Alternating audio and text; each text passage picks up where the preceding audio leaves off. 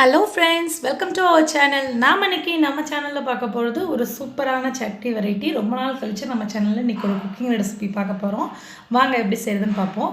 முதல்ல கடலைப்பருப்பு அதை ஒரு அரை கப் அளவு எடுத்து நல்லா கோல்டன் ப்ரௌன் கலரில் வறுத்துக்கோங்க. இந்த சட்னி பார்த்திங்கன்னா ரொம்பவே டேஸ்ட்டாக இருந்துச்சு. அதுவும் தோசைக்கு, இட்லியை விட தோசைக்கு ரொம்ப சூப்பராக இருந்துச்சு. ஸோ எல்லாம் ட்ரை பண்ணி பாருங்கள். கடலைப்பருப்பை நல்லா கோல்டன் ப்ரௌன் கலரில் ரொம்ப கருகிடக்கூடாது, ஓவராகவும் சிவக்க வேணாம், ஓரளவுக்கு கோல்டன் கலரில் நல்லா வறுத்துக்கோங்க. வறுத்ததுக்கப்புறம் ஒரு பவுலில் ட்ரான்ஸ்ஃபர் பண்ணிவிட்டு கொஞ்சமாக தண்ணி ஊற்றி ஒரு 15 மினிட்ஸ் நல்லா ஊற விட்டுருங்க. ஊற விட்டதுக்கப்புறம் நீங்கள் ஒரு 5 உங்கள் காரத்துக்கு தகுந்த மாதிரி, என்னோடய மிளகா நல்ல காரமாக இருக்கும்.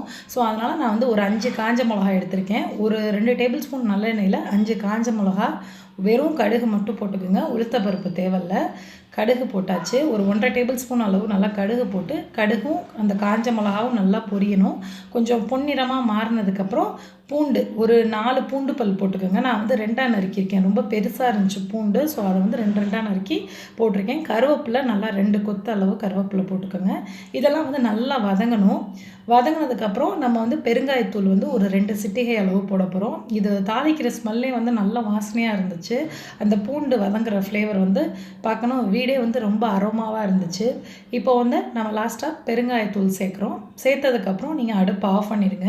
உங்களுக்கு இந்த சட்னியில் ஒரு ஈஸியான வேலை என்னன்னு பார்த்தீங்கன்னா, இந்த பருப்பு அரை கப் போகிற இடத்துல 1 கப் அளவு போட்டு நல்லா வறுத்து வச்சுக்கிட்டிங்கன்னா ஃப்ரிட்ஜில் ஸ்டோர் பண்ணிக்கலாம். எப்போ தேவையோ அந்த மாதிரி நீங்கள் எடுத்து வச்சுக்கலாம்.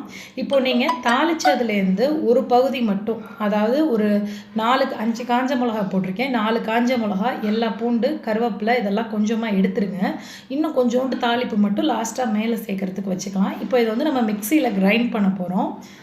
இப்போது நான் தாளித்ததுலேருந்து ஒரு போர்ஷன் மட்டும் எடுத்துக்கிட்டேன், கொஞ்சத்தை வச்சுட்டேன்.